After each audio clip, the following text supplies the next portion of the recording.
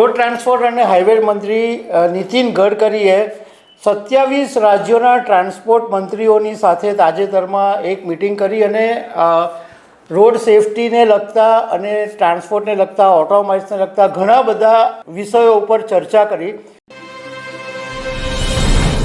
નમસ્કાર। Road transport અને highway મંત્રી નીતિન ગડકરીએ એક એવી મહત્વની જાહેરાત કરી છે જે તમને કામ લાગી શકે એમ છે। તો આ વિડીયો તમે ખાસ સાંભળવા જેવો છે કે અકસ્માતના સંજોગોની અંદર કેન્દ્ર સરકાર પૈસા આપવાની છે।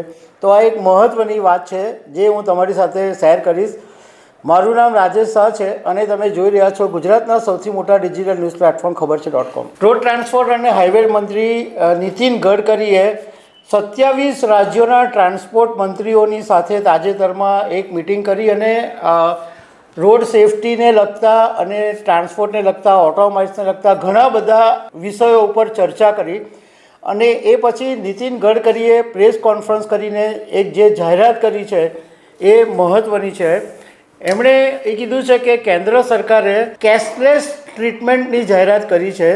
એટલે એની અંદર હવે એવું થશે કે ધારો કે કોઈ જગ્યાએ અકસ્માત થાય અને જે વ્યક્તિને હોસ્પિટલમાં દાખલ કરવામાં આવે એના 24 કલાકમાં પોલીસ ફરિયાદ થઈ જાય પછી કેન્દ્ર સરકાર 7 દિવસ માટે અને મેક્સિમમ વધારેમાં વધારે 1.5 લાખ રૂપિયાની રકમ એ જેમને અકસ્માત થયો છે એમના માટે આપશે। એટલે તમે હોસ્પિટલમાં દાખલ થાવ તો 7 દિવસ સુધીનો જે બી કોઈ ખર્ચો આવે એટલે મેક્સિમમ 1.5 લાખ સુધીનો તો એ ખર્ચો કેન્દ્ર સરકાર આપશે।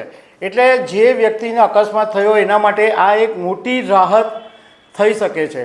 કારણ કે તમે હોસ્પિટલમાં દાખલ થાવ તો તમારે પહેલાં પૈસાની વ્યવસ્થા કરવી પડે। આ તો તમારે કંઈ પૈસાની વ્યવસ્થા નહીં કરવાનું, કેશલેસ ટ્રીટમેન્ટ દાખલ થઈ જવાનું અને 1.5 લાખથી ઉપર થાય તો પછી તમારે ભરવા પડે, પણ 1.5 લાખની અંદર જેટલો બી ખર્ચો થાય એ બધો કેન્દ્ર સરકાર આપશે। હવે આની અંદર નીતિન ગડકરીએ ક્લેરિફિકેશન બી કર્યું છે કે માત્ર નેશનલ હાઈવે ઉપર અકસ્માત થાય એને જ આ કેશલેસ ટ્રીટમેન્ટ મળશે એવું નથી।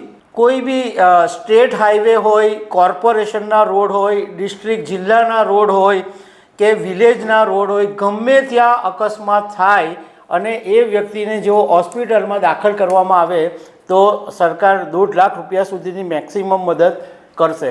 અને સરકારે આ બધા રાજ્યોની અંદર આ જે કેશલેસ ટ્રીટમેન્ટ છે એ શરૂ કરી દીધી છે। આ પહેલાં આસામની અંદર, ચંદીગઢ, પંજાબ, ઉત્તરાખંડ, હરિયાણા, પુડુચેરી એની અંદર આ પાયલોટ પ્રોજેક્ટ શરૂ કરવામાં આવેલો હતો અને એની અંદર જે ખામીઓ હતી એ દૂર કરીને હવે આ પ્રોજેક્ટ શરૂ કરી દેવામાં આવ્યો છે। એની સાથે સાથે નીતિન ગડકરીએ 2024ના અકસ્માતના આંકડા બી આપ્યા છે। એમણે એમ કીધું છે કે 2024માં 1.80 લાખ લોકોના મોત થયા છે અને એમાંથી 30,000 લોકોના હેલ્મેટ નહીં પહેરવાને કારણે મોત થયા છે અને 18થી 34 વર્ષની ઉંમરના 66% લોકોના મોત થયા છે એવા આંકડા બી આપ્યા છે। ઉપરાંત ગડકરીએ કીધું કે 10,000 જેટલા સગીરોના પણ આ અકસ્માતને કારણે મોત થયા છે।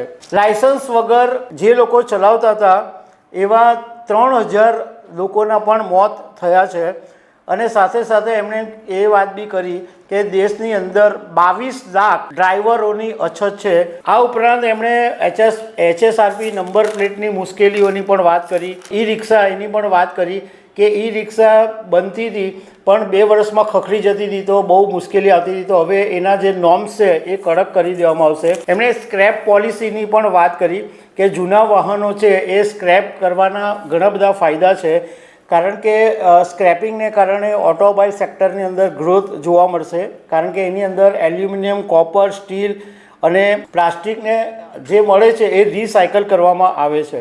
નીતિન ગડકરીએ કીધું કે 2014ની અંદર ઓટોમોબાઈલ સેક્ટર જે 7 લાખ કરોડનું માર્કેટ હતું એ 2024 સુધીમાં 22 લાખ કરોડ રૂપિયાનું માર્કેટ થઈ ગયું છે અને આજે ભારત ઓટોમોબાઈલ સેક્ટરની અંદર 3જા નંબર પર આવી ગયું છે। પહેલા નંબર ઉપર અમેરિકા છે જે 78 લાખ કરોડનું માર્કેટ છે અને ચીન બીજા નંબર પર છે જેનું 47 લાખ કરોડ રૂપિયાનું માર્કેટ છે। ભારતનું ટોટલ ત્રીજા નંબર પર અને 22 લાખ કરોડનું માર્કેટ છે. તો ફરીથી એકવાર ખાલી યાદ અપાવી દઉં કે જો અકસ્માત થાય તો તમે હોસ્પિટલમાં દાખલ થઈ શકો અને કેન્દ્ર સરકાર તમને મેક્સિમમ 2.5 લાખ રૂપિયાની રકમ મતલબમાં સારવારના પૈસા કેન્દ્ર સરકાર ચૂકવી દેશે. તો દર્શક મિત્રો, આવી અનેક વાતો સાથે અમે તમને મળતા રહીશું. Thank you very much.